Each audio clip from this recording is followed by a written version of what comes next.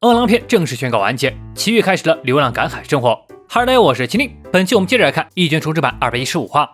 上回说到，奇遇时间回溯挥出了因果之拳，一拳就将这长达7年的大战给打完结了。已经谋生死志的饿狼被说服，最终逃离了现场。那么接下来将会是对饿狼篇最后的收尾，交代饿狼的后续以及无家可归的奇遇该何去何从。那么废话不多说，赶紧进我们的解说时刻。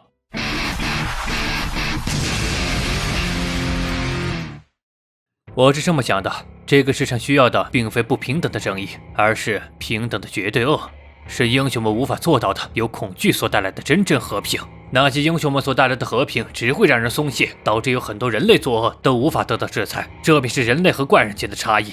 人类一旦邪恶起来，就连在公园被欺凌的孩子都顾不上，这样的不平等的虚假和平我绝不苟同。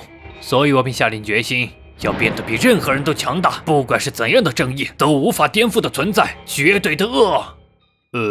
这就是你吃霸王餐的原因吗？你真的有在反省吗？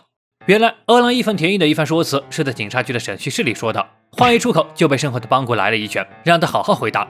出了警察局，邦古拉着饿狼向审讯员再次表达了歉意。经过这次审讯后，关于饿狼吃霸王餐、故意伤害的罪行就全都结束了，接下来就只剩下去给那些被饿狼狩猎过的英雄们道歉了。这时饿狼冲邦古问道，干嘛要这么照顾他，又不是他爹。的确，这种事本该是父母陪同的，可拘留的过程中，饿狼的父母始终没有出现，那他这师傅就要承担起该有的责任。邦古表示，能为饿狼向他人低头的话，他这脑袋也算是有存在意义了。毕竟抚养和教育是父亲的问题，但管教不严也是他做师傅的熟漏。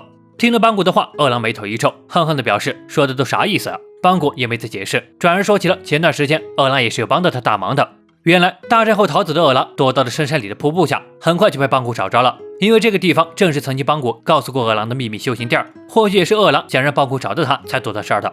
说到这儿，饿狼让邦古可别误会了，之所以重新回到他手下，是为了找回他的我流拳法。通过一段时间的英雄狩猎后，他才意识到像邦古这样的练习对象并不是那么好找的。邦古表示，那可还真是赏脸了，并且在那个时候，他被神秘一拳打飞后，怪人化觉醒的记忆全都给忘掉了。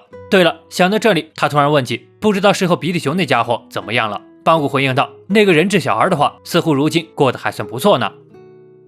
此刻公园里，比利熊和小伙伴们正在玩着英雄扮演游戏。早已串通好的小伙伴们赢下了猜拳，但这一次扮演怪人的比利熊并不抗拒，表示没问题，随后就被按在地上一顿乱揍。下一刻他伸出了手，竟然摆起了曾经饿狼的姿势，笑着说道，他可不是怪人，而是英雄饿狼侠，不管被打倒多少次都会站起来的英雄，所以你们这些冒牌英雄们全都一起上吧。比利熊的自我加戏引起了小伙伴们的不满，平时的比利熊就该被他们乖乖消灭。这时公园外突然响起了鸣笛声，回头一看，竟然是好朋友瓦冈马。瓦冈马前来邀请比利熊去他家玩新买的游戏，小伙伴们瞬间惊呆了，谁不认识这大富翁的儿子啊？结结巴巴地问起比利熊，难道比利熊和瓦冈马是朋友吗？谁知比利熊不计前嫌，问瓦冈马能不能带上他朋友们一块儿。得到了许可后，可把小伙伴们激动坏了。瓦冈马还向他们展示了同地同款的机械双肩包，这一幕都被车里的大富豪看在眼里。自从怪人事件后，儿子就成长了不少，所以说啊，有什么样的父亲就有什么样的儿子。话音刚落，就被瓦冈马带着一帮子人挤了进来，让他挪个地儿。从邦古口中得到比利熊安好后，饿狼笑了，在心里替比利熊加油，他也会一并加油的。说起来，他让邦古替他举办一场英雄比武练手，因为在怪人化之后，他的对手全都是些老头子、闪光、爆破还有奇怪的秃子这些人，继续按照这样打下去，不用怪人化，他迟早也能领悟极意的境界。邦古眉头一挑，那可好得很，从金属骑士那儿做完全身检查后，他现在腰好腿好哪儿都好，那就从现在开始重新对饿狼进行严格训练。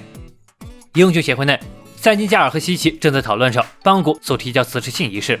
虽说邦古退役了，但同时也交代了2代银色獠牙一事。据邦古说，到时候会介绍给英雄协会填补他的缺口。赛金加尔对于这事当然是表示同意，邦古先是推荐的新人肯定不会差的。可当他问起西奇新人的具体信息时，西奇却表示等见了他之后就知道了，暂时没有公开那新人就是饿狼的事实。那家伙最后能不能来，还得看邦古先生的本事了。虽然录用饿狼可能会导致其他英雄的反对，但为了应对大预言，必须自荐战力才行。与此同时，邦古为了饿狼也是煞费苦心，琢磨着要不要让饿狼和那些英雄们喝个酒啥的化解矛盾，但一想到饿狼还未成年，还是算了。这时邦古问起饿狼有喜欢的人吗？突然给饿狼问住了。再听到偶像什么的也行，饿狼想了想，说出了百兽战队黄队员基罗小姐类型的。基罗小姐和饿狼的母亲长得很像，但不同的是她看起来是个温柔的人，这就触及到邦古的知识盲区了。在他的印象里，那个黄队员难道不是个大力士吗？饿狼一听就来劲儿了，嘲笑邦古老头子已经落伍了，现在的战队可跟以前不一样了。一老一少就这么闲聊着走进了人海里。至此，关于饿狼的故事就告一段落了。回到奇遇一边，正陪着奇遇一块赶海的杰诺斯突然惊呼道：“他捞着东西了！”还以为是终于找到能用的家具之类的，结果只是个大脸的蛤蜊而已。师徒俩一阵无言后，赶紧又忙活了起来，计划要是能找到锅之类的就好了。就在两人忙活间，没注意到不远处的石头后边正有个黑影偷偷关注着他们。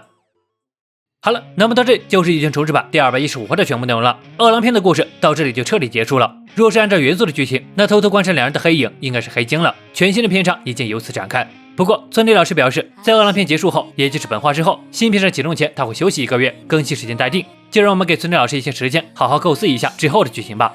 另外，重磅消息，继19年第2季播出后，《一拳超人》动画第3季终于是官宣开始制作了。制作公司暂且不明，只是发布了一个制作通告，后续有新的消息，肯定会第一时间告知大家。好了，那么到这里就是本期视频的全部内容了。喜欢本期视频，别忘了点赞加关注哦。我是麒麟，那我们下期再见。